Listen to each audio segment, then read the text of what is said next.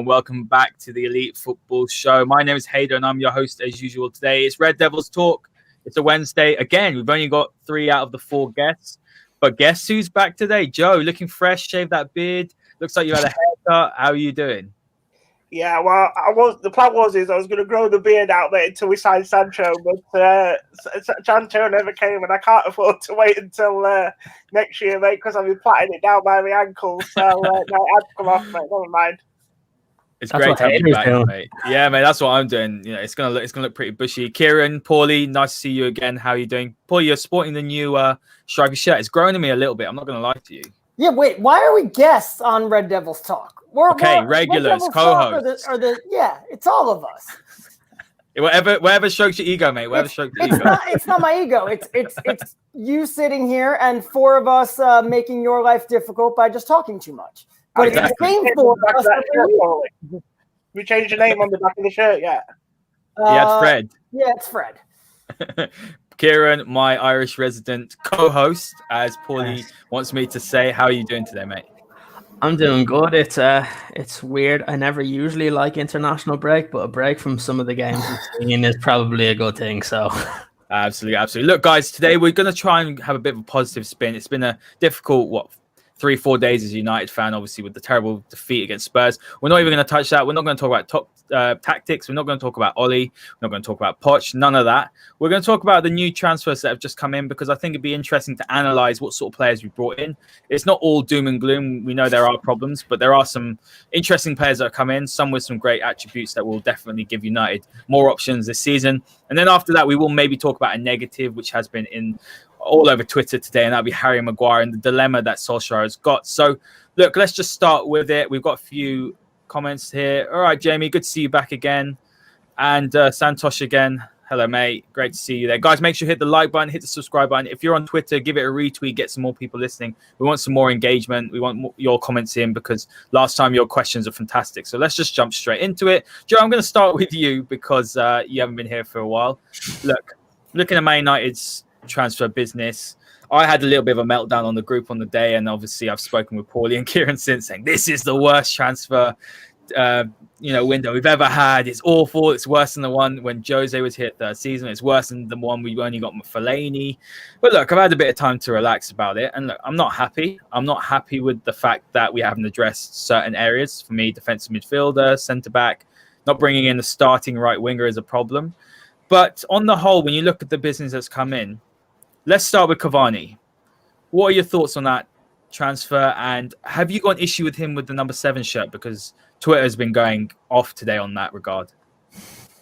Right. Well, first of all, Cavani, I think it's had quite a lot of negativity, and I'm not sure why, really. I think it's a bit of a free hit for United. I think if you look at it, it's a 2-year deal, but really it's a year with an option of another year. So, if he has if he stinks the place out for a year and he's not enjoying himself, then, he goes next summer. And at first, I was concerned about him wearing number 7, because I just think if he had got a 2-year deal, that almost write off the chances of us getting Sancho next year, for example. Like, are they writing that off?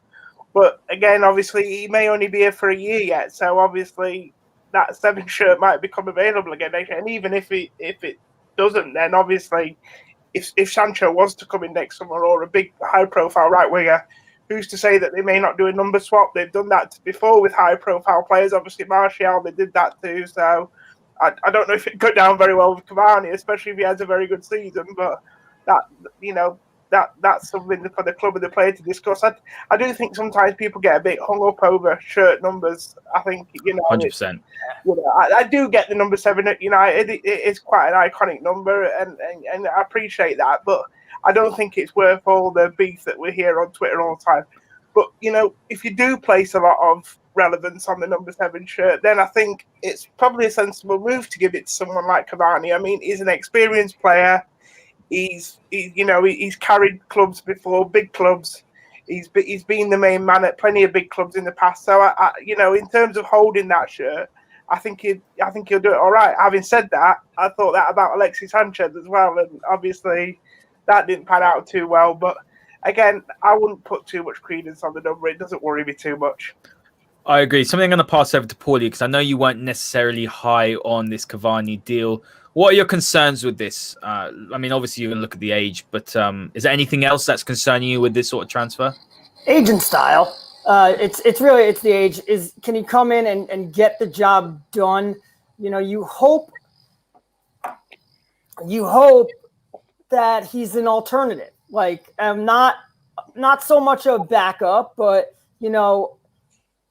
I almost worry if he comes and he hits the ground running and he's firing in goals. Is that going to turn him into an everyday player where you have to start him every day? Because at 32, you want to balance his legs out, especially given that this is a condensed season. You don't want to wear him out. So hopefully he's good enough that he can play 3 out of 5 games and keep things fresh. I'm also just concerned about style. Like, does he fit the way that the team currently is supposed to play? So supposed to play, because obviously they haven't done that in their first 3 games, but the way that they were playing at the end of last season when they were good, does he fit that style? Or when you put him in, does everybody need to change how they're going to play to accommodate? You could argue, Pauly, that because he's someone who's played under Thomas Tuchel, that's a very high pressing game. Cavani is someone, I know he's 32, but he's played for a manager whose first thought is to press high.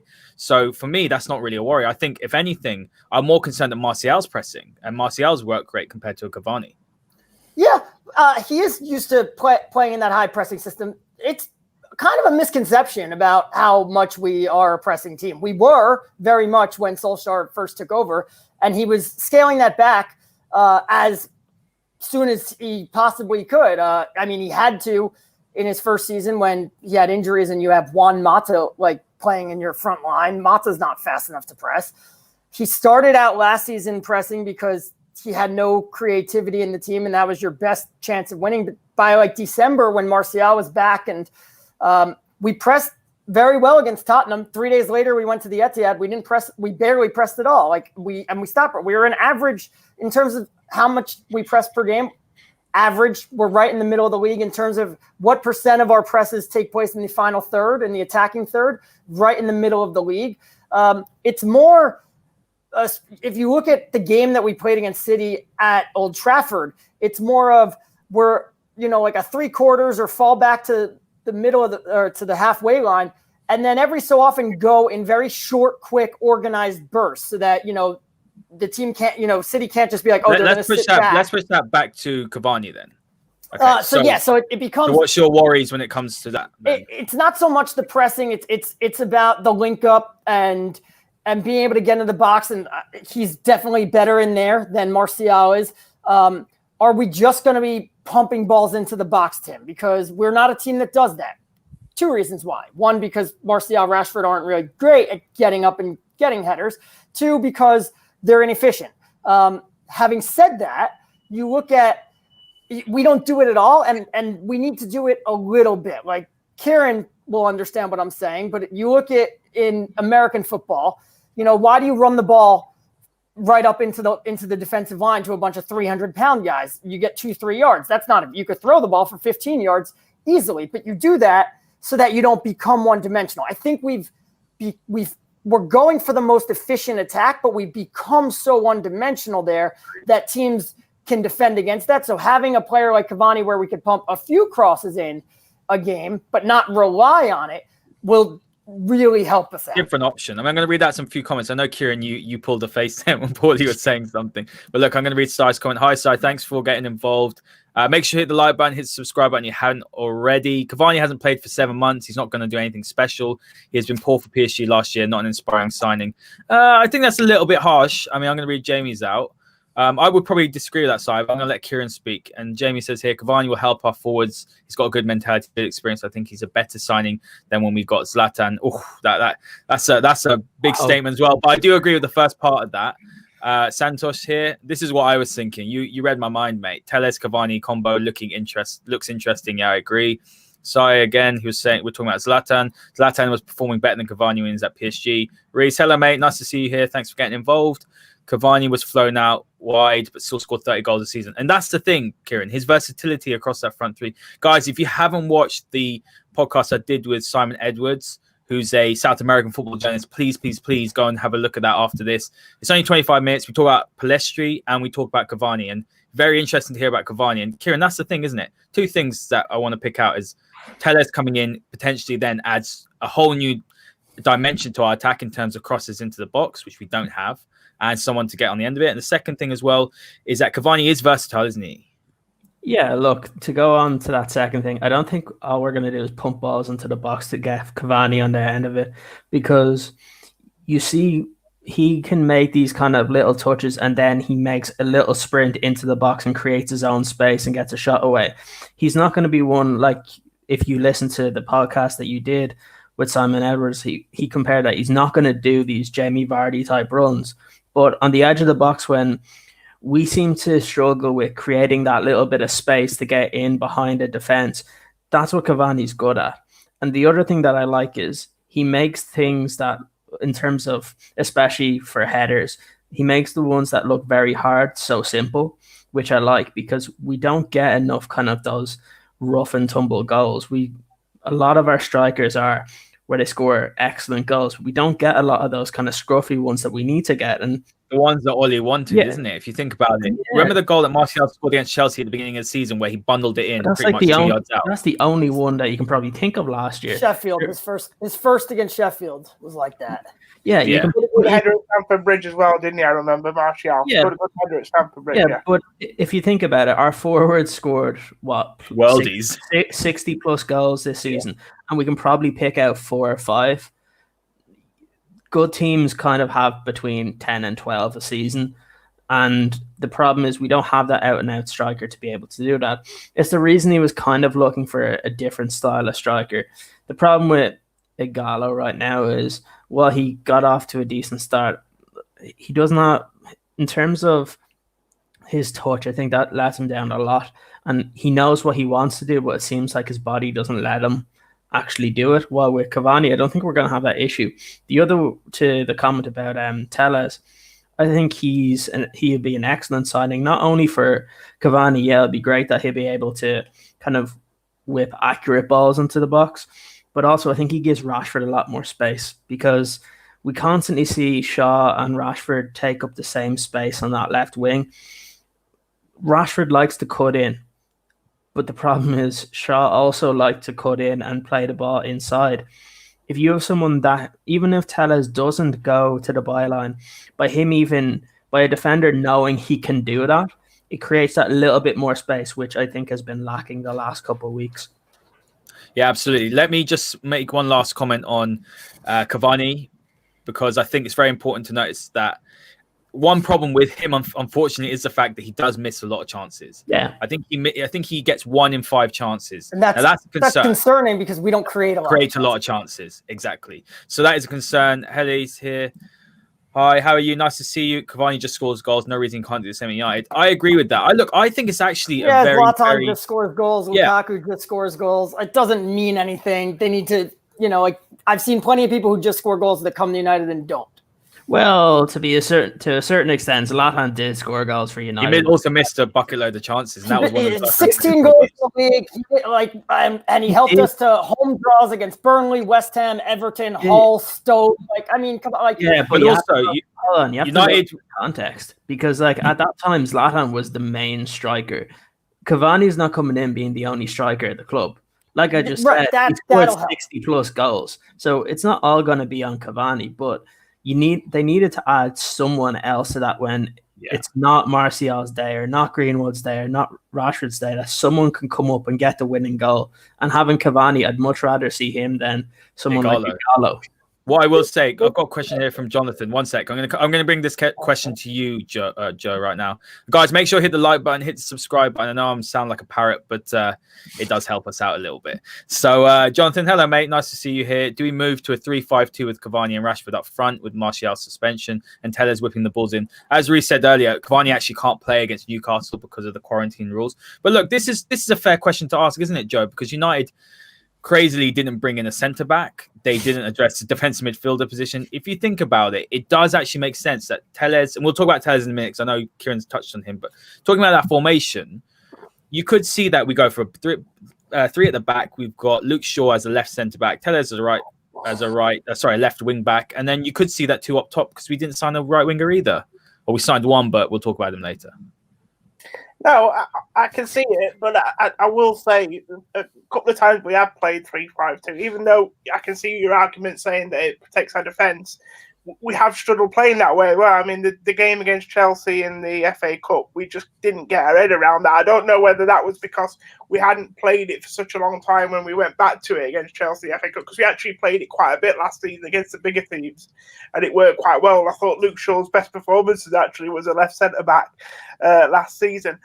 The only other issue I have with that a little bit is you're looking at Wan-Bissaka being a right wing-back, and Tellez is ready made on the left to be a wing-back because of his quality when he gets in the final third. We're going to be needing a lot more from Wan-Bissaka, I think, going forward, playing three at the back. So he'll get forward and he'll get back. That's not a concern. But when he gets in those forward areas, he's going to have to provide a lot of the width on the right, and then obviously quality of delivery. And the other issue with that is if it keeps going to him on the right and he keeps letting you down, then if United are going to play that system over 3, 4, 5 games back to back, teams are going to establish that they're going to keep going left, because that's where, when they're going forward, that's where the quality will be, if you know what I mean. So I think what will be really key is if we do move to a three at the back, Wan-Bissaka right wing back, that he will have to sort of have a good couple of games, in an attacking sense, so that we don't look like we're just always going to have to go to the left, if you know what I'm saying. What I will say, though, so I don't want to get too sidetracked, so I'm just going to make one comment on this. But yeah, I agree with you, Joe.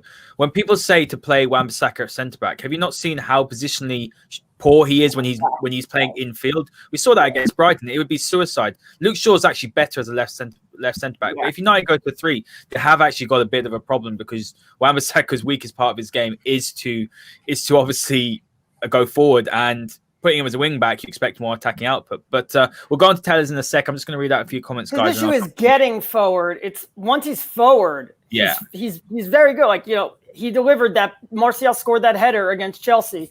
Wan-Bissaka is the one that delivered that ball as a wing back. And he put one on a plate against Liverpool that Andreas Pereira somehow found a way to not put in the net. Against Burnley in January, Mata, James, Martial all missed easy chances that Wan-Bissaka put right in for them. It's the build-up play. He's bad at getting the ball from the final third to the attacking third. In the middle third, for some reason, he's useless. But once you're in the final third, he can provide that width for you.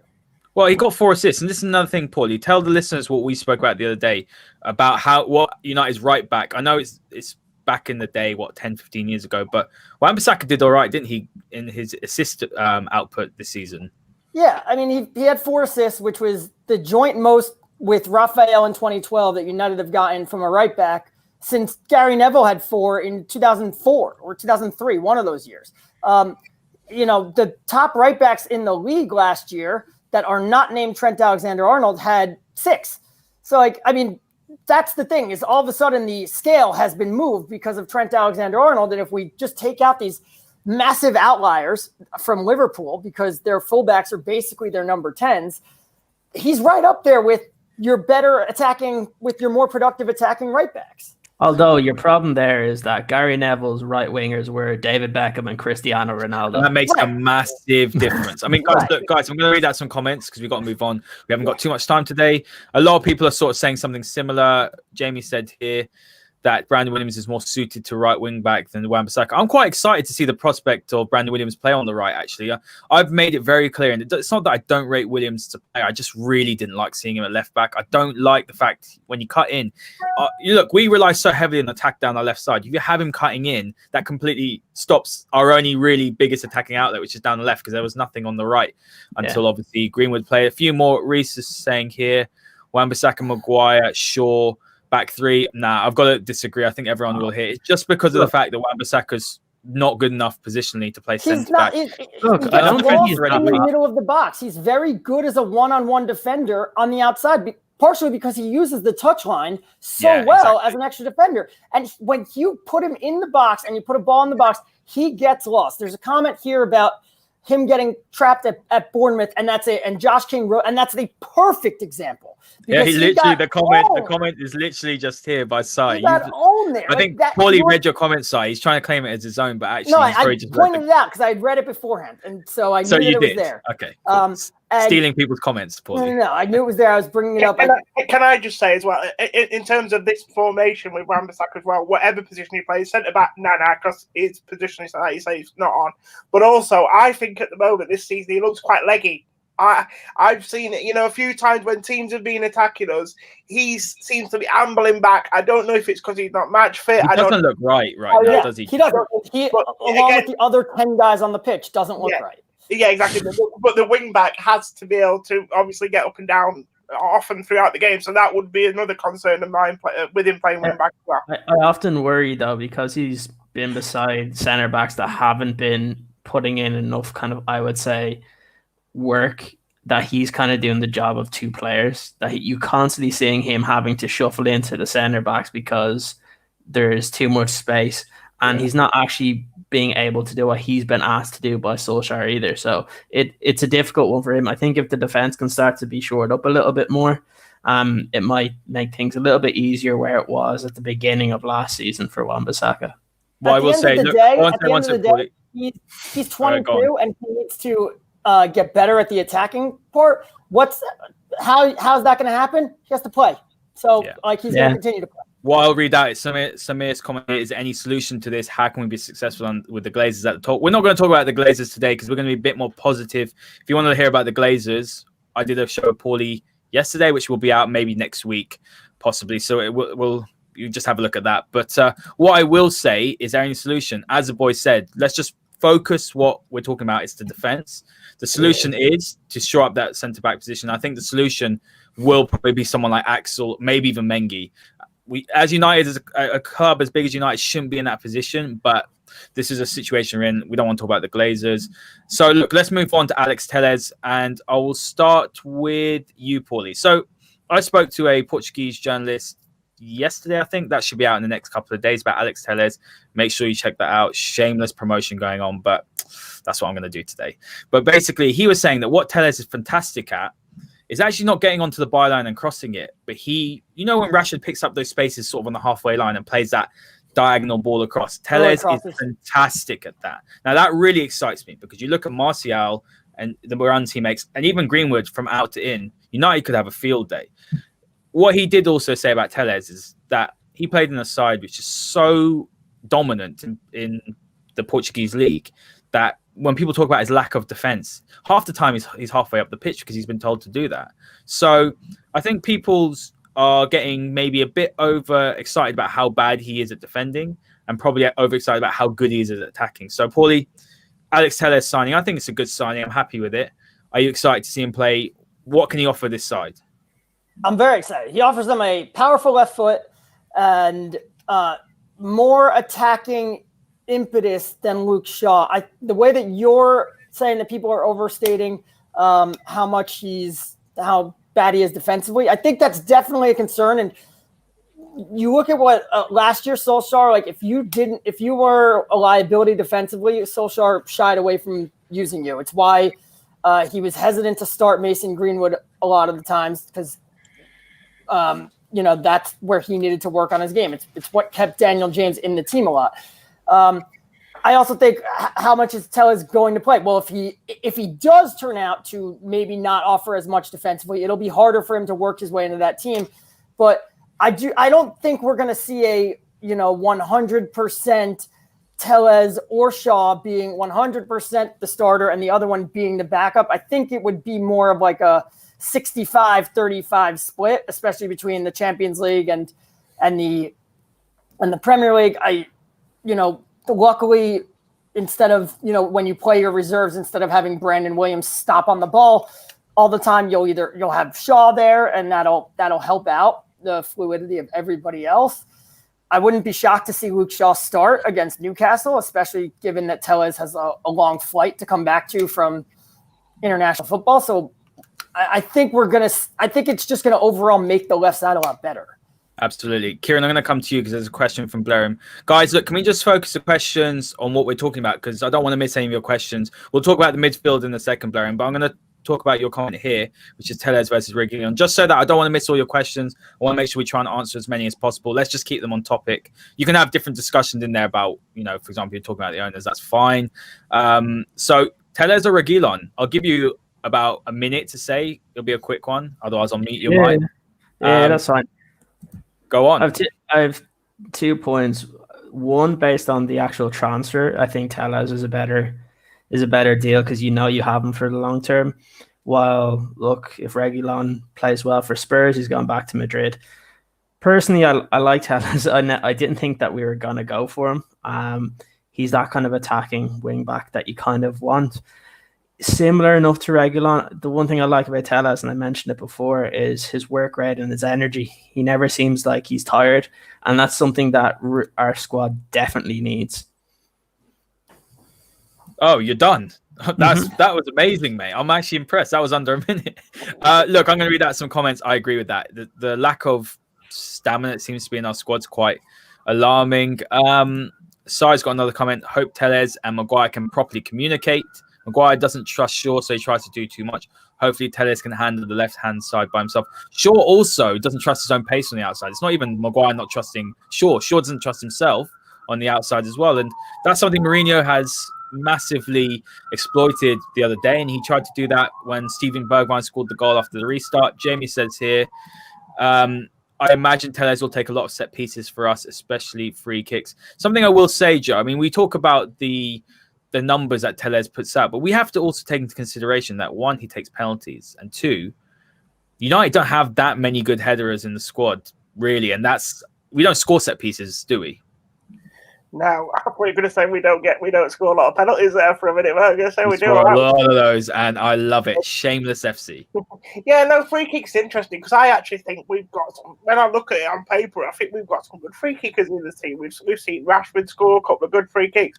Mata obviously takes good free kick. I think Mata's got one of the best conversion rates in the league on free kick. I know he doesn't start very often, obviously, in the league, but we've got Pogba, who was at Juve, was meant to be a set piece expert, and obviously Bruno coming in. I mean, we've seen him score a free kick, but we've also seen him balloon a few as well. So it is a bit of a mystery why we don't score enough. And to be honest with you, in terms of looking at corners, so if he's going to take the corners, I think that's more on the people in the box, to be fair, because we see often that we put decent delivery into the box, but Maguire, especially when he's going for headers from corners, they just seem to come off his head at all different sort of angles, and it's really strange. I mean, he's got a slap head, that's why. Yeah, I know he's not there to obviously score. He's a centre back, so we'd like him to keep some out the back quickly, please, if that's all right. But we would like to see him chip in with a few goals. Well, I mean, John Terry used to get 10 a season for Chelsea regularly, didn't he? At least that's a lot. But yeah, 4 or 5 goals, 6 goals. Well,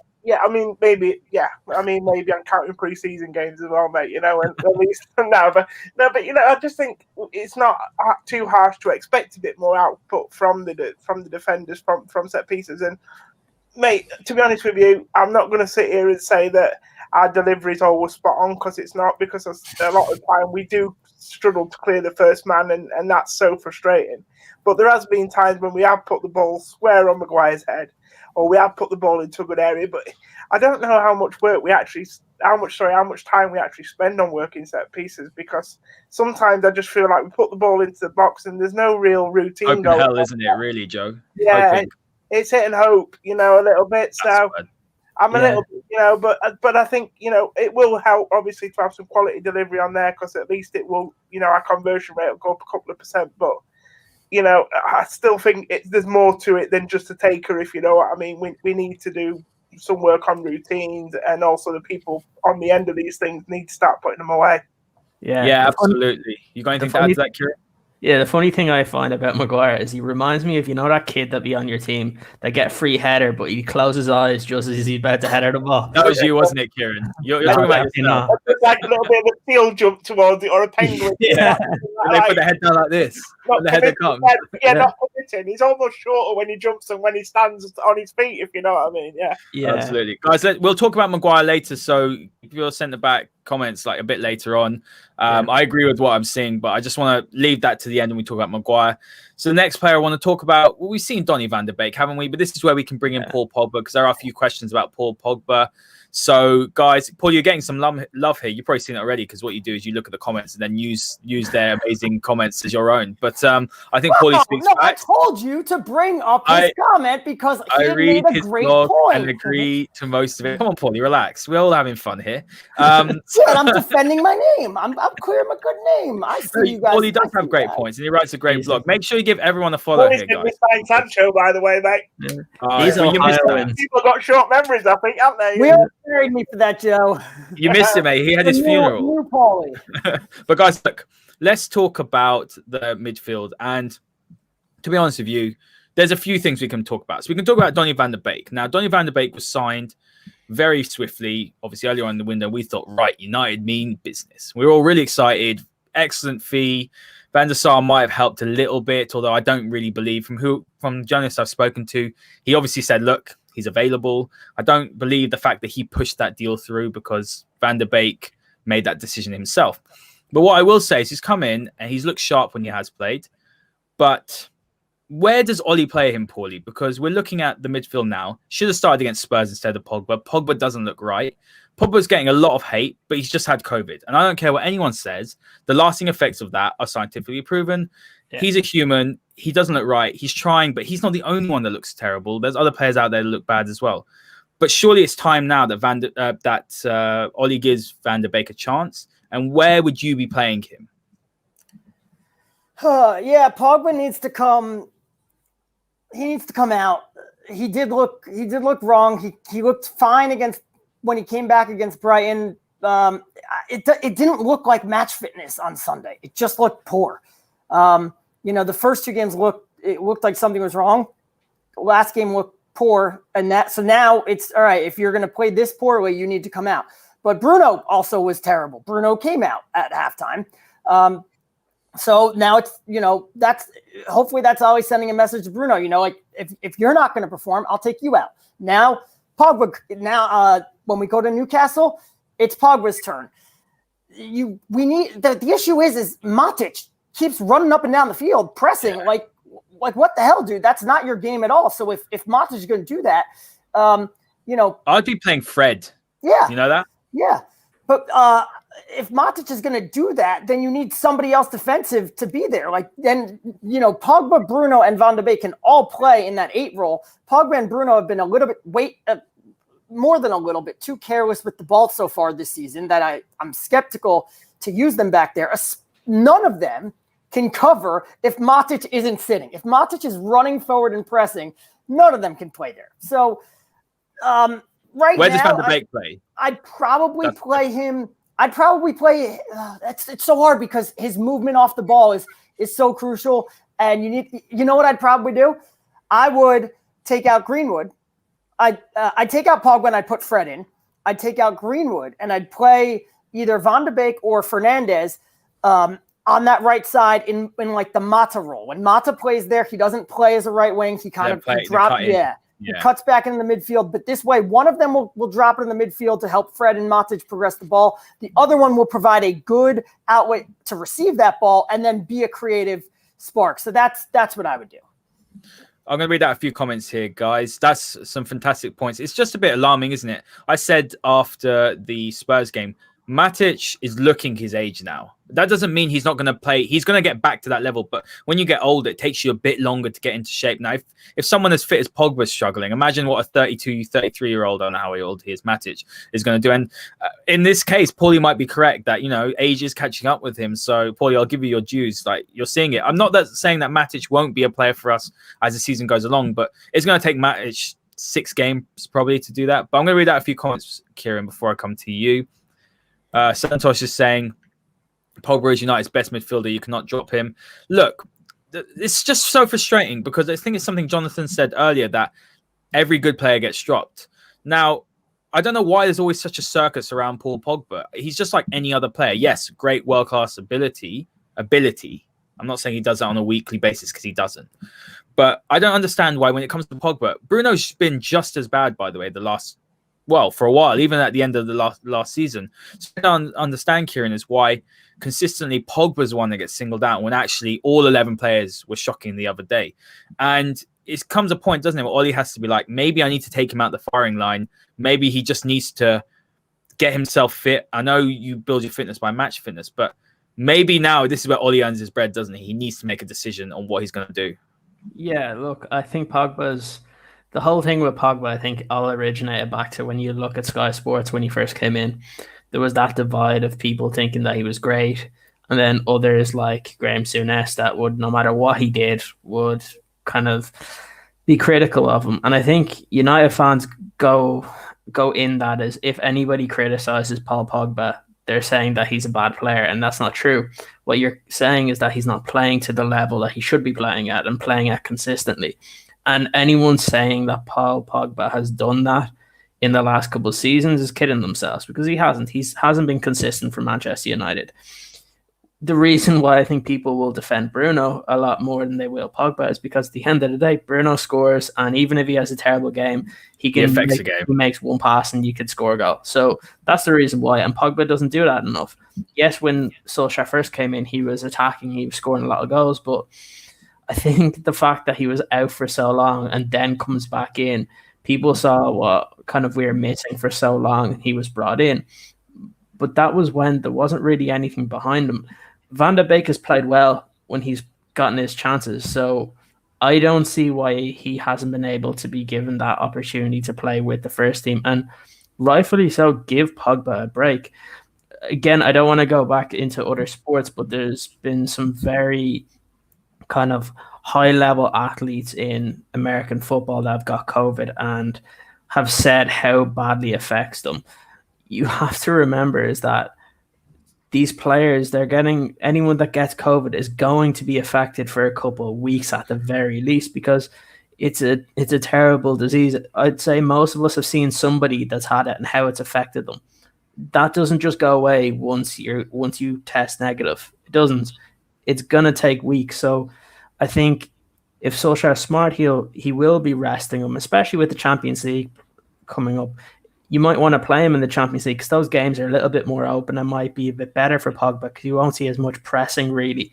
So I think you probably want to play him in that, and then let Van der Beek play in the league games in between, because there's some big games in the league that we have to play between our Champions League games. So that's what you bought him for, so that you can have options and you didn't have to play them the whole time. That's the whole point of bringing in Van der Beek. Good enough to push them. The Champions League is the key, because you could sit there and say, like, I'm not dropping you. I need you, I need you at full strength for PSG on Wednesday. Like that, it gives you that option where it's not so much a negative. I'm going to come to Joe in a sec. Let me just read out a few comments about Pogba. Pogba always splits opinion. But what I will say about Paul Pogba is that Man United should have done their due diligence. If anyone thinks that Pogba was going to come in and basically lead United the way Bruno has, they're deluded. He never did that at Juventus. He was with Pirlo. He was with Marquisio. He was with Vidal. He had Chiellini and Bonucci behind him. He had Tevez in front of him. For 90 million, people were expecting Roy Keane against Juventus every game. And he never did that. That's the point. He did it against City. So why is anyone... But did Roy Keane do that every week? No, but obviously Roy Keane always stood up. He never hid. He was always at the forefront. Pogba's not going to do that. Bruno does that. Pogba doesn't. So people expect Pogba to do that. He's not going to do that. Yeah, but the problem is people expect Paul Pogba to be Roy Keane and Paul Scholes put together, and there's no central midfielder that can do that. That's why I think people have to relax a little bit, and that's the reason why we're bringing in different styles of central midfielders. So it's not all on Bruno. It's not all on Pogba. It should be a combination. The problem is there's more than one of them that are playing badly right now. Let me just read out a few comments, and I want to come to Joe. One sec, Joe. I know you look like you're going to have a big comment there. Look, I'm just going to read out Samir's. With Pogba, he's too inconsistent. I agree with that. And hearing that Mino is looking for 350k per week. I mean, look, I don't really see why we have to bring Mino into it. At the end of the day, their players like David De Gea are on more money. Like Paul Pogba's paid what he thinks he should be paid. And that's not his fault. That's the club's fault for going and giving 100 grand to Jesse Lingard and so on, 500 grand to Sanchez. So, and you say here Pogba's that expensive girlfriend that is cheating on you, but you still continue with her. I don't think it's that bad, but that did make me laugh. So fair play. Comment, one sec. Let me just read out a few more. Let me have a look. Sigh. Pogba is singled out because he lacks discipline and doesn't put in the hard yards and doesn't want to do the dirty work. Again, I completely disagree with the hard yards. He trains hard. He works hard on the pitch. Because the thing is, when Pogba's playing well, does he look any different in style? No. I remember this very, very well. When Dimitar Berbatov was here after we had Tellez. Everyone loves Berbatov now. Oh, he was such a great player. He had excellent I hated him always. technique. No, but listen. Do you remember at the time? Do you guys remember? Because Tellez left, remember? And we all loved Tellez. Why? Because he was like a terrier. He harried the defenders. He literally busted out every week. And Berbatov was the complete opposite. Player. But Berbatov was the opposite. Do you not remember how Berbatov used to get that season? He was a top scorer and scored a hat-trick against Liverpool. So people that are saying Pogba's style, go and look at the statistics and you'll see he does run. So again, I don't agree with that. It's perception. People are getting twisted by what the media are saying. He's lazy, he's indisciplined, he doesn't work hard. To go and talk to anyone, the reason why Pogba, and I've spoken to journalists about this, the reason why Pogba is starting over Van de Beek right now is because they're looking at the data analytics in training and he's topping them. That's why. So saying, okay, he's fit, but what's happening on the pitch is something in there isn't working. So then you got to take him out. What I'm saying here is, not saying Pogba has been amazing world class. He's not. He hasn't been good enough at all. But what I'm saying is that to say he's lazy in this and this is not true. You can objectively say he's not playing well, which he's not, and he hasn't had a handful of world class games for United, which is what we bought him for. But don't go in and say go with what the press say, because that's just not fair and it's not true. Joe, I'm sorry if I've gone in on some people. I'm not. It's not you guys. I'm just frustrated because Bruno's playing just as badly, but Pogba's getting the hate. We know why. There's other things there. But look, Joe, jump in here, mate. Yeah, no, on Pogba, I think there's a couple of things, really. I think, one, I don't think he's ever lived down the price tag. I think the problem is 90 million, if you remember, for a player coming to the Premier League, that smashed anything that we'd really seen at the time, I think, to be fair. It was up there. And the whole thing about him going on a free and then us having to pay 90 million to get him back, I think that obviously had fans that got their back up from the start. And I think to get over that and for people to have forgot that, he'd have had to come in and play amazing. And obviously, unfortunately, not being able to do that. But also, I just think sometimes as well, it's weird. It's like his physical attributes or his body doesn't help him do what we want him to do. So he's obviously built in a certain way, which has its advantages, which is great. But like you say, if you want him to be this sort of Roy Keane, Paul Scholes rolled into one, I don't think with what he's been given, he can be that type of player, if you know what I mean. What he does need to do and what United need to do, and I've said this before regarding Solskjaer, is they need to learn what these players are good at so that they can make sure that they're playing in the right areas of the pitch and have given the right roles. I mean, I think that one of the best performances I've seen from Pogba has to be that one at the Etihad a couple of seasons ago, didn't it? When we were 2-0 down, weren't we? And I think we won 3-2. And it's further up the pitch. Yeah, that's why. That's where he fell. And that's where he was when Solskjaer came in. Both his goals in that game were him making late runs into the box and bursting into the box. And if you look at the size of him and his attributes, really, it's a no-brainer to see that if he's going to be making late runs into the box and he's going up against people, 9 times out of 10 he's going to win the ball. Not saying he's going to score, because actually he's heading, again, a little bit like Maguire, is probably not the best, to be fair, considering his size. But I do think United need to be deploying him more in the attacking third and getting him in there, getting him in the opposition penalty box more. I don't see him inside the box enough, to be fair, mate, when the ball's in general play. Don't forget how many times he hit the bar that first year that he was here. But I tell you what, Cavani comes in, you put Pogba as the number 10 behind Cavani, you get a wide ball out to Tellez, Cavani's making a run. That center back, whoever's your better aerial center back, he's going to be occupied by Cavani, and you get Pogba sliding in behind him, you can be real dangerous now. Yeah. So what I will say, guys, that's the whole thing about having the squad where you can play different ways. Exactly. So. Yeah, well, I will add, so the last few comments, we're going to move on from Pogba because you can talk about him forever. Jonathan, basically the fan base needs to know what it's talking about rather than complaining. It's not like they want it to be. This is a problem. Okay, look, people say, yes, we all want to say we want to see them play as 2-8s, but you can't play Bruno and Pogba as 2-8s when you've got Matic as a defensive midfielder and you've got those two centre-backs because they're so slow. Like, if you brought in a mobile defensive midfielder, yes, Ollie would say, because Pogba has to look back over his shoulder. Now, people are saying Pogba's playing so deep. That's instructions. That's what the manager's told him to do. That's not him not listening. The problem is he's not very good at that. And that's the problem. He hasn't. I don't think he's got the discipline to do that. He does that fantastically. We need to learn their roles, and we need to get them play. No, the manager can see that he can't do that very well. He needs to adjust that for me. Yeah, and what I will say, last few things, read out a few comments. But that's the thing. Like, at the end of the day, they're not doing their roles. Ollie has a lot of responsibility as well. But if the players haven't got it in there, and there isn't as many players as we want who've got it in there, I don't think. There's a few players that have, but not enough. And you see that out on the pitch. And what I will say here is, Jamie saying here, I prefer Pogba as a 10 in and around the area. I don't think he's necessarily a 10, but I'd like to see him making more of those runs into the box because he's fantastic going forward. Make sure you hit the like button, hit the subscribe button. Pauly, again, is sitting behind the buttons. If you press it, then Pauly will suddenly vanish. No, I'm kidding. But what I will say is a few comments here saying Pogba wants Juventus. Jamie said it earlier as well. I would not be. I'm not even gonna sugarcoat it. If Juve came in with the money, he'd been gone. They don't have the money. Look, they don't have it. If they came in with the money, right? If Real or Juventus came in, okay, but that's not the point. The point is, if they had the money, he would have gone. Like, yeah, look, I think we've mentioned it before. Is that I think if Pogba's gone, you probably see Jack Grealish in a United shirt. Yeah. And to be honest with you, I think Van der Beek is Pogba's replacement. I think Pogba goes next summer, but I don't think it's going to happen with what's going on with COVID. I think you might see someone like Grealish come in, possibly. But look, guys, we've got to move on. I just want to read out a few more comments. Where is it? Jonathan, perception versus reality. Absolutely. Pogba, no one's saying Pogba's world class. Not at all. He needs to up his game. He needs to be dropped after what happened to Spurs. But the way that he gets hounded more than anyone else is something that I just can't sit and watch because it's not fair. Reece said up here, he'd play him as a 10 because Bruno's more comfortable as an 8. That's actually where he's better because a lot of people I've spoken to, especially this Portuguese journalist, said to me when Bruno signed that he plays his best football as an 8, and I think possibly that's what United should do.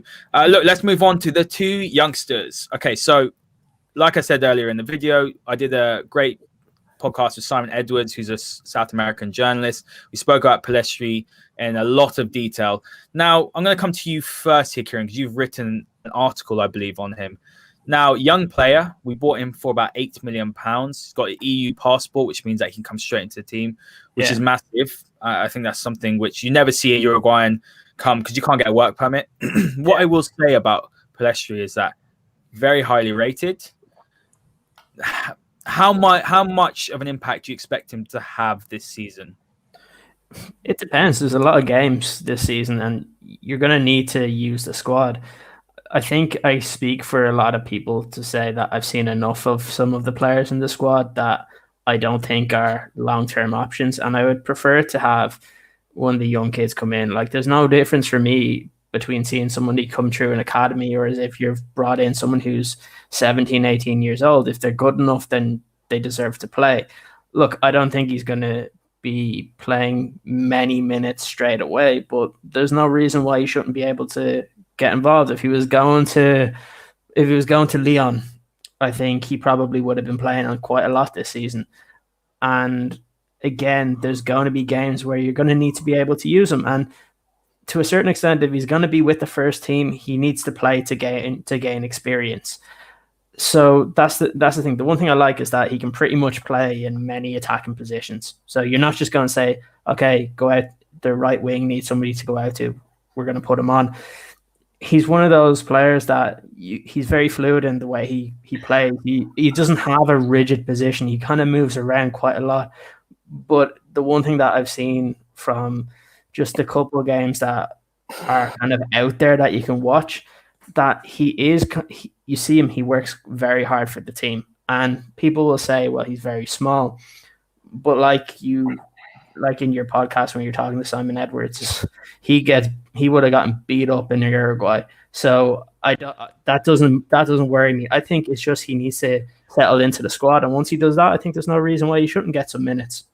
Absolutely, and I'm going to come to Pauly right now. But something I will add about Pellistri is that Uruguayan footballers, and this is what Simon Edwards said, they are basically, I guess, geared towards moving abroad. That's what they do. They set them up to go abroad. No one plays Uruguayan football in Uruguay. Let's just look at a few Uruguayan footballers. Diego Godin, you looked at Diego Forlan, was very physical. Luis Suarez, I know that's like blasphemy on this channel, but he's someone that doesn't get kicked about, although we should kick him out a little bit. Edinson Cavani as well is another one. Or he bites back. Or he bites back, yeah, because he's a little pussy. But anyway, Cavani's someone, obviously, he's got a little bit about him. Valverde. These guys are tough, and this is what he said. He said that he is not this. I'm just going to quote what Simon said. Guys, please go and check it out because it's a great video and it's completely banged as well. Brilliant. But he said that it's only 25 minutes. He said that he will not be worried about a Ben Mee shirt pull at a corner. That's nothing to him. He's been kicked about. No. What I will come over, there's one question here from Mimic. I spoke to Jamie Jackson yesterday about Sarr. He says, United aren't going to go in for Sarr. It might change, but at this moment, it's not going to happen. I'm a bit disappointed about that.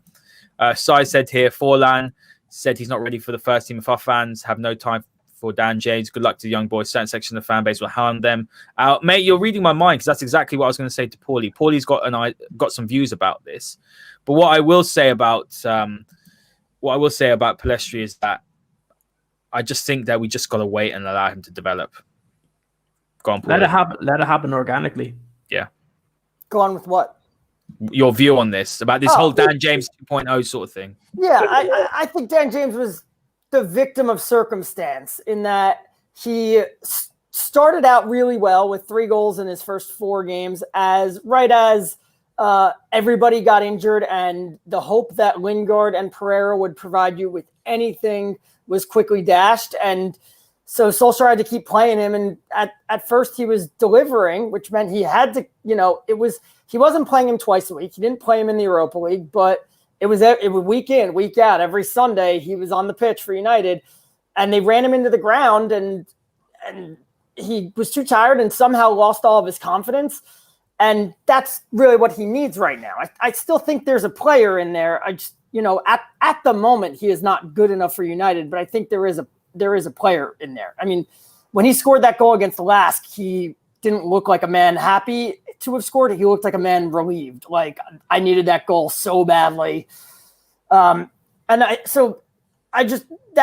what you hope for with Pellistri is that it doesn't come into a situation where he walks in and has a really good first 2 games and then suddenly somebody else gets hurt and now you're forced to play him every week. You want to be able to say, all right, you played really well in these 2 games. You're going to sit this week regardless because, we're just going to go with somebody else because you don't want to give him too much too soon.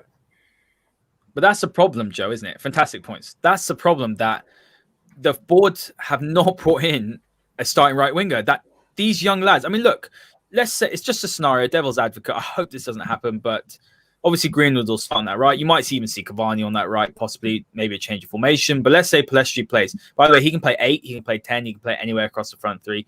There's a talent there. Let's just put it this way.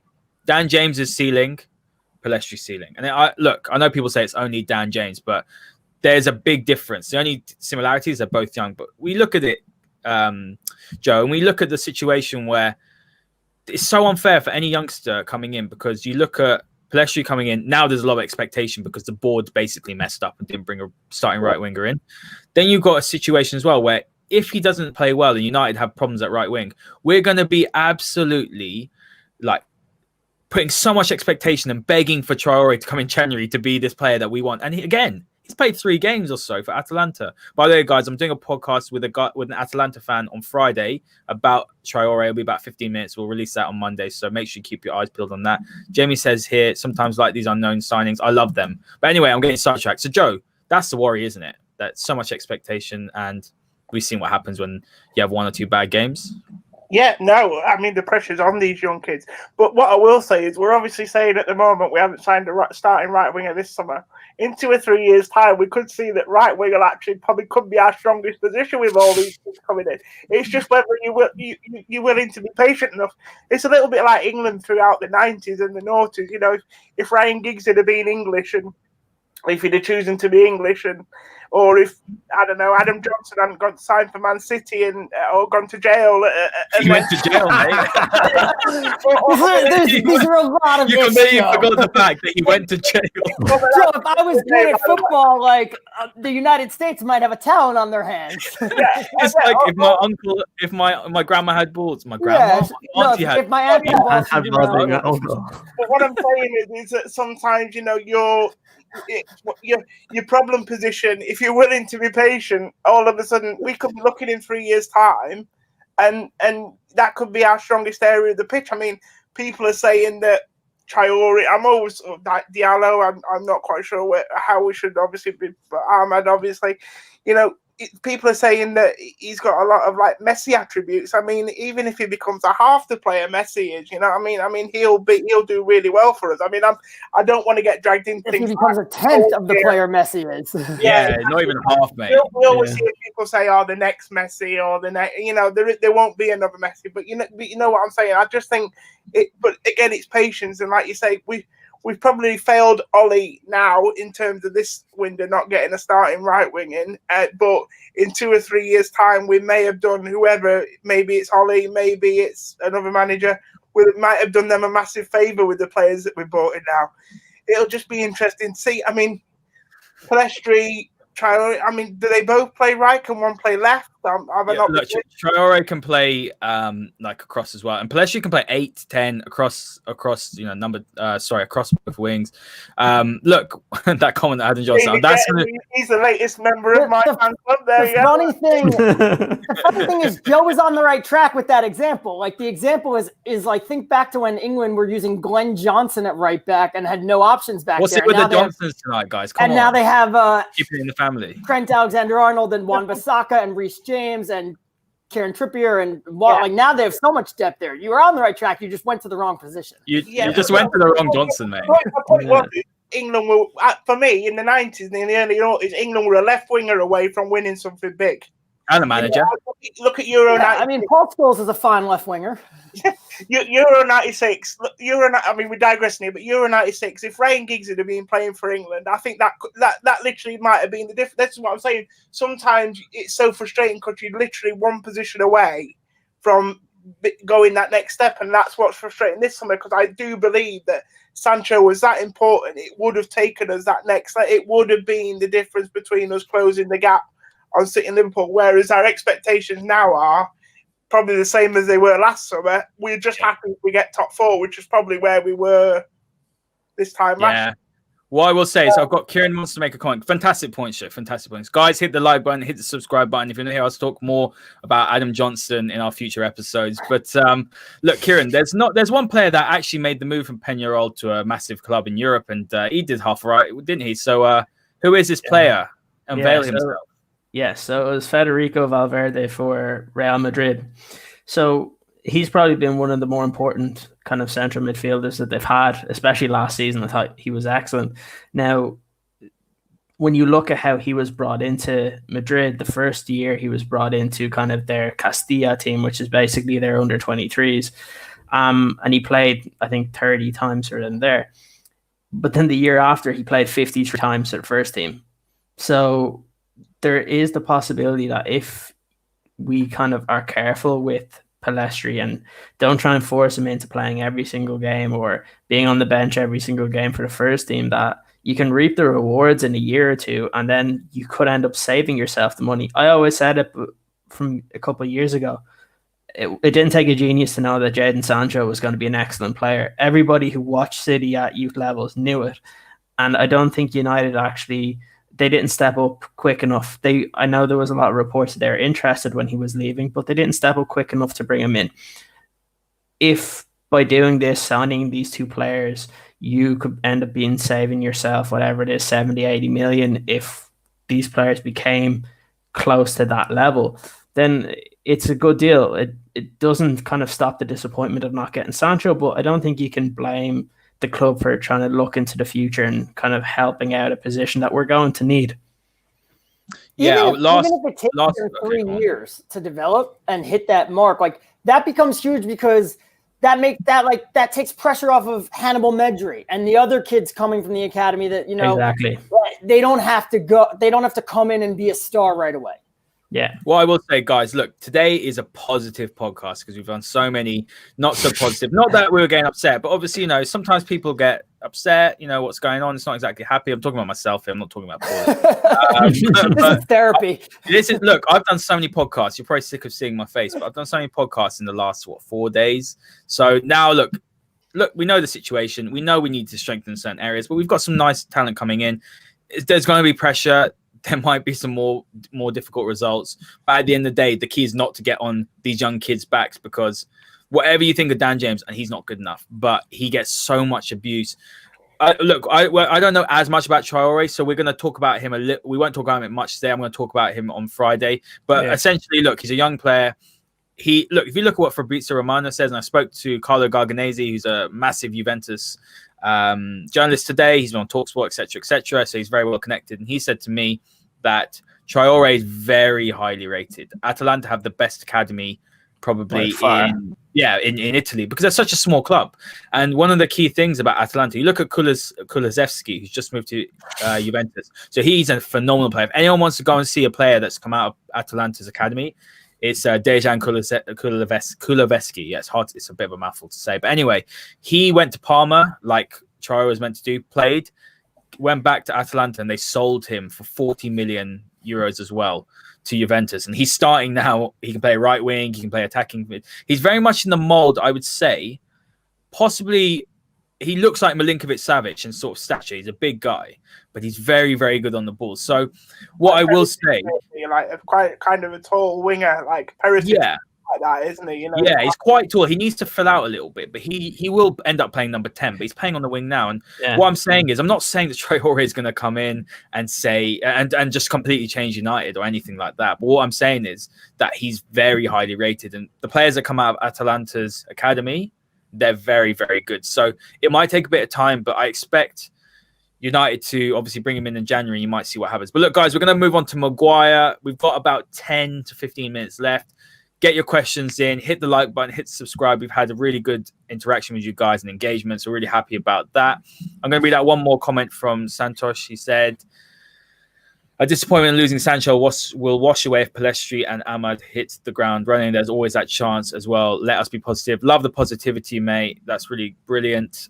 Look, what this guy's name, Jonathan? It's Dejan Kulusevski. Kulusevski, yeah. He just moved to Juventus. Yeah, just moved to Juventus. He's a brilliant player. He just scored last weekend.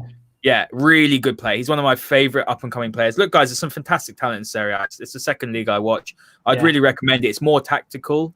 I would say it's a bit slower, but it's a fantastic league and it's very competitive. So Google, cool. Just KULU and then write Juve, and that will come up. Yeah. I mean, there's no one else. Or just turn your FIFA on and you'll find them. Yeah, so it's very highly rated. Just watch him; he's fantastic. So that's it. Sai's got it here. Dejan Kulusevski. There you go. People listening, guys. If you like to listen to this, by the way, on audio, I'm just going to shamelessly plug it again. Just make sure that you subscribe to it, and also just write a comment if you like the content, because that also helps. They can find it on audio. Yeah, find it on audio, Apple Podcasts, The Elite Football Show, and also Spotify, on Anchor as well. Just see if it's a bit easier you want to listen to like that if you don't want to see our ugly mugs every week. So anyway, guys, let's talk about Harry Maguire. Now, I'm going to start with this. Oh, wow. Harry Maguire. Okay. Let's objectively look at it, and I'm going to go to you first, Ciaran. Harry Maguire. Let's talk objectively as a player and how he's playing. Talk to me about it. What's going on? Right now, he doesn't look right. He doesn't look the player that we saw for them, I would say, for a large proportion last year. It's no surprise that he doesn't have a lot of pace. We knew that before he was coming in. But he looked like a leader last season when he was playing in the defence. Right now, he looks lost. It looks like he's overthinking things. He's letting the ball get behind him when before he'd come out and command the defence and kind of come out and try and clear the ball quickly.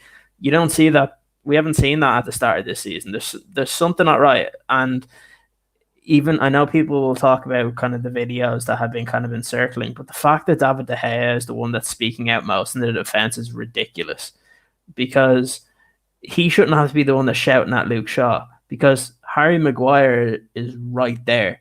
He should be able to communicate with his defenders. And if you're the captain and you're not doing that, there's a big problem in that defensive structure at the club. Yeah, fantastic points. Haider says over the thing, here. though, if you watch the goal back, and you can't watch it from the angle that they don't show any angle from the De Gea thing, but if you watch the goal back, Maguire goes to pick up Aurier and looks over his shoulder, sees that it's Harry Kane at the edge of the box, and immediately points him out to Shaw and tells him to go cover him. And Shaw looks, sees it's Kane, and he goes over and covers him. And right after that is when Son starts his run. Son is very smart and starts his run because he knows Shaw's vacating that space. I'm going to go to that space. So, but so there was clearly some instruction of watch out for Kane. And when Kane's not exactly in a dangerous area, but Maguire points him out right away. Now, if you're De Gea, when I was a goalkeeper, I didn't give a You were crap. a goalkeeper. Yeah, of course. How tall I'm are American. you? I'm American.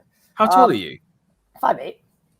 Same as me. 5'9". Well, Hey. I became a goalkeeper when I got to a level that I was not good enough to just run past people anymore. I didn't have any moves and skills. I just was faster than people. How did you come on that area, mate? 'Cause Pickford struggles. He's about 6 foot. But what's so when I was a goalkeeper, I didn't care what my coach's tactical instructions were. If I saw danger, I yelled at my defender to pick up that danger. So De Gea absolutely he sees danger coming because he could see that Son run. He's yelling at his defender to pick him up. But Maguire's telling Shaw, Shaw was put in between a rock and a hard place there because Maguire did tell him to go pick him up. I'm laughing because Kieran's just said, Joe, were you a goalkeeper? Just inside joke. Joe, you're on mute, mate. Yeah. I just love all the time. If I was the goalkeeper, mate, I'm about in this wheelchair, mate. It'd be like, Yeah, guys, if you don't know, Joe's in a wheelchair. That's why he said that. But no, Joe, you'd been sick, mate. If you don't mind, mate, but there we go. Never mind. Yeah. Pauly, I agree with you, actually. Look, I think what's difficult, I'm going to come back to you, Pauly, on this before I come to Joe about Maguire in general. But what's difficult with what's going on at the moment is that you're seeing things that just look, this is a guy, as the comments are saying, Greece has affected him. It's quite clear. He's not right. As Helly said as well, the trial is something which clearly is obviously on his mind. When he came back from Greece, he went straight into training. Solskjaer said, look, I think you should take some time out. He wanted to get straight back into it. So already his mental health probably is fragile. He's not fully there. He doesn't look there. He looks timid and passive. And Maguire, he's never been the most aggressive player, but last season he was putting his head in there. He was, he's much more on the front foot. Now, you've got a situation on Twitter now where our fan base likes to do this. Now, what I don't like to see, I'll happily look at people, and if they objectively say, like Ciaran said, Harry Maguire is not playing good enough, the comments are saying this, he needs to be dropped. Fine. To say he's the worst signing ever, to say he's a joke of a captain, to say that he's the most outrageous and ridiculous captain we ever had, to abuse him. His sister's on Twitter. We know that, Daisy. We see his mum regularly on Twitter tweeting stuff. They see all of this. Does our fan base not think that they're human beings? We have players with feelings, players that are in the spotlight who it's not okay to just stick behind the keyboard and call him this, that name, and that name. It's outrageous. He's one of our own. Whatever you think about him, I don't think personally as a player he's good enough. If you put a quality centre back next to him, fine. But at the end of the day, I don't think that. But I won't sit there behind the computer screen and go and absolutely annihilate him and abuse him. It's just disgusting. And our own fans, as Sai says here, they call him a fridge. We are already, rival fans are going in on him. What is this? It's unacceptable. It's completely unacceptable. I saw you tweet out earlier. I mean, it makes me so angry because our fan base does this. It pits Martial against Rashford. It pits Pogba against Bruno. We're the only fan base that has to put our players against each other. Why can't we enjoy what we've got? Why can't we back everyone? It's agendas. And, it makes me so sad because at the moment we're in a very, very potentially difficult situation. If we lose a few more games, the manager could be out the door. We're restarting again. We need to be like this. To go in on your captain like that is quite frankly disgusting. You are 100% correct. I have a giant, big word that starts with F, towards our fan base that are on Twitter that Ciaran's right. Maguire doesn't look right. It's most probably the Greece thing is just weighing on him, and he doesn't look right, and he should be dropped because he just needs a mental break. Bailly and Lindelof have been just as poor as him, but he just needs a mental break. Now fans are using that to say, oh, well, he was terrible last year, and he's a terrible signing. First of all, everybody gets judged by their price tag, and it's the most ridiculous thing in the world. It's not like Harry Maguire. It's not like Leicester and United agreed to a deal for £50 million, and Harry Maguire said, no, I'm not going unless you pay more than Liverpool paid for Van Dijk. He had nothing to do with that. But let's go back. There was a comment made about a half hour ago or something from Santosh, if you want to scroll up and put it on the screen, where he mentioned Maguire. He mentioned Maguire and having to cover for Luke Shaw. And let's think back to the opening day of the season last year at Old Trafford. Maguire had a phenomenal game against Chelsea. And everybody's like, oh, what a signing. He came right into the team, and this is what he did. And after the game, you go into the Sky Sports studio, and you put it right on the screen here. Jose Mourinho sat there, and he said, Harry Maguire is going to have problems this year because he's going to have to be covering for Luke Shaw. And everybody took it at the time because you're either like Mourinho or you hate Mourinho. And everybody was like, oh, there's Mourinho just taking another dig at Luke Shaw. He's got a chance. But over time, it came out that everything Mourinho said was right. You know, what else did he say that day? Great performance from United. They're going to have a problem when they face a low block. He was spot on. You know, we just didn't want to admit it because a lot of us hate Mourinho, but he was spot on about a lot of what he said that day. And that's the thing. United ask so much of Harry Maguire. He has to cover for Shaw. He has to cover for Williams and Young when they were playing there. Then when the ball's pumped into the box, he switches off with Lindelof because he's the aerial defender. That's Lindelof's weakness. So they're using Maguire to try and hide that. When Fred is playing in midfield and the opponents take a long goal kick, Maguire steps into midfield to win that header. Fred drops back to center back, and then they switch back afterwards. They ask so much of him to use him to hide the weaknesses of their other defenders that it's impossible for him to just be a normal center back. You know, if you put him next to an Upamecano, all of a sudden he would be incredible because he wouldn't have to do as much of the things that they're asking him to do. You know, a lot of the times that they get these still shots that look ridiculous of why is Maguire marking his own man in the box? It's because they both have eyes for the ball, and Maguire's trying to just throw him out of the way so he can go up and win that header. And it worked a lot last year. It didn't work a lot. That was part of the reason why they were susceptible to set pieces. Like five of the goals that they conceded on set pieces, Maguire's the one that got beat because when it didn't work, it really didn't work.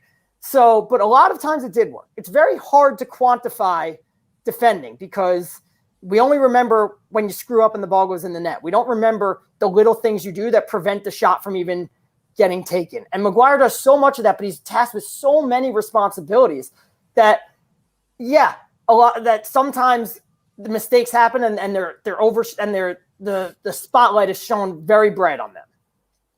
Yeah, some fantastic points. Guys, we've got to wrap up in a sec, but I'm going to give Joe the last word. Pauly, fantastic points. What I will add to that is that shows the incompetence of the club, of the board, for not fixing a problem area. Okay, Tellez has come in, but if anyone thinks Tellez is suddenly going to elevate United's defensive game, they've got another thing coming. And the other thing as well, Tellez is quick, he's not rapid. So that's another thing that United have to consider. Fans as well, expecting Tellez to suddenly transform that defense, it's not going to happen. Expecting Tuanzebe to come in and suddenly be this world beater is not going to happen instantly. We've got to be patient. What I will say, though, is there's a few comments here, Joe. I want to sort of step away from what Pauly said because, and as Mimic says here, we should play with three at the back. Yeah, that's what I think as well. I think we might go with that. The fact that we missed out on. I mean, we're certainly going to go with that against like Chelsea, PSG, and the gauntlet of our schedule. Yeah, exactly. And the guys that say, I know Joe said this earlier. And it's not obviously to have a go at you, but the guys that say, oh, well, against Chelsea in the FA Cup, we were poor with that. But that's because half our team was playing, half our team I wasn't. If we put our first team out, I think you'll see a different output. We had Dan James up front. He doesn't play up front. But to be fair, with the three at the back, like one of the reasons we can't go to the three at the back and the diamond is because as split strikers, Martial and Rashford are terrible. James was the best one in that formation. Because with Cavani, that opens up that door. Yeah, well, that's a great point. Okay, Joe, I'm going to come to you for this last bit, and this is a comment from Gina, and it really stood out to me. Gina, thank you for your comment. Make sure you hit the like button, hit subscribe if you haven't. Everyone else as well, please. Fantastic comment here, and it kind of goes away from, I guess, football. It's more about what's going on with Maguire, and I want you to have the final word on this. So it says here, There's an element of toxic masculinity to Maguire's issue. Fans can't fathom that maybe Greece was traumatic for him because he should just suck it up. Fantastic comment. I think that talks about society as well, doesn't it? And as a whole, and Jonathan's added one here under saying our fan base behaves. Well, I can't read at the moment. Like rival fans, to be honest. Some of them so toxic. Joe, give you the final word. What are your thoughts on those two comments? Absolutely spot on. The one just before Jonathan. Sorry, I missed the name. What was it again about the masculinity? Gina. Yeah, Gina. Well done, Gina. Comment of the night. Yeah, definitely. And I think, you touched on it earlier with Pogba, with Corona as well. You have to realise what impact these events have on people. You know what I mean? I mean, having Corona affects you physically, but it will affect you mentally as well. Pogba's got a massive family, and I would imagine somewhere within that family, he's got people who are vulnerable. You know what I mean? So that plays on your mind a little bit also. But with Maguire, definitely, Greece, I think, is having an effect, and rightly so. I mean, we don't know the full ins and outs of what happened, but if we've heard stories about how his sister was obviously targeted, and mate, if that doesn't affect you, then you're not human as far as I'm concerned. And this is the thing, we expect a lot of these players to be robots, and unfortunately they're not. And I just think, I'll back him. I mean, sometimes I feel like we should give our fan base, if I didn't love this club so much, I'd say give our fan base Phil Jones. Let Phil Jones play, a half-fit Phil Jones, because that's what they deserve half the time, you know what I mean? And I do feel like our fan base get toxic, and Jonathan said there that we sound like rival fans. I think we do it sometimes because we'd rather get that in than let it come from a rival fan. That's a great point. To Maguire, or we would rather be the ones who take the mick out of Maguire than it come from a Chelsea, Arsenal, Liverpool fan, because we can't take it, if you know what I mean. We can't take it on the chin. Yeah, so that's a fantastic point. It's better, if you know what I mean. It's better coming from us than it is coming from. Well, I'm sorry, but a Liverpool fan, if they think Maguire's rubbish, he's going to say Maguire's rubbish. Doesn't matter whether you get in there first or not, to be honest.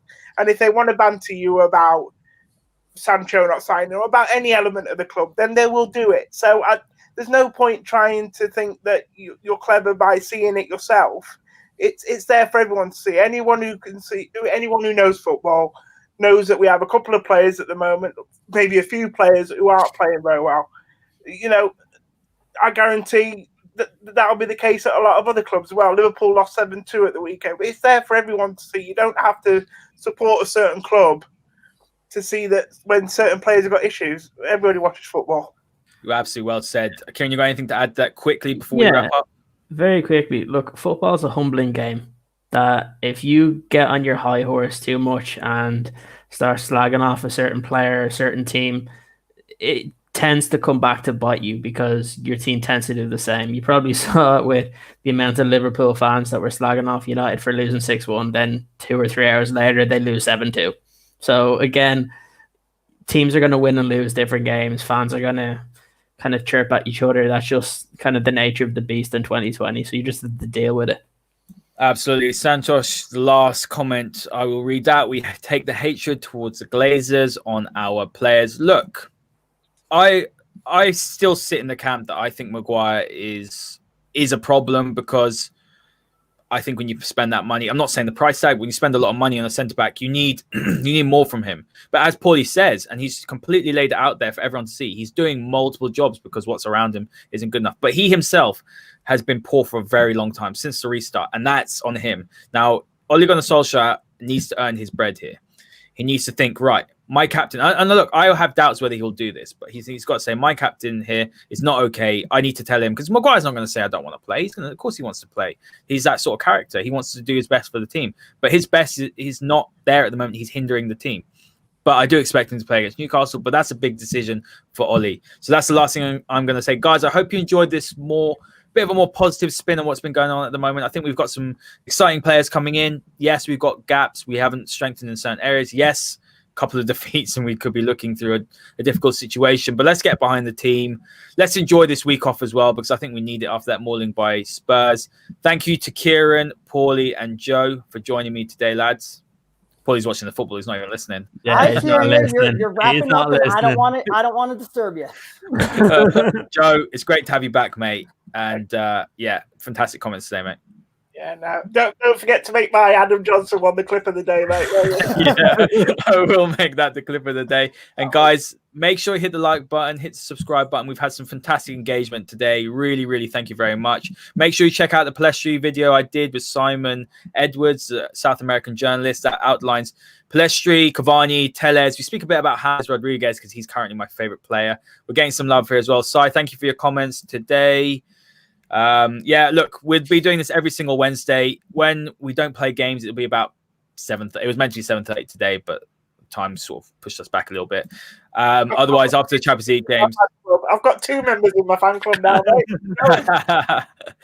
Santosh as well, great discussion. Jonathan, as always, thank you very much. We disagree sometimes, but that's okay. That's football.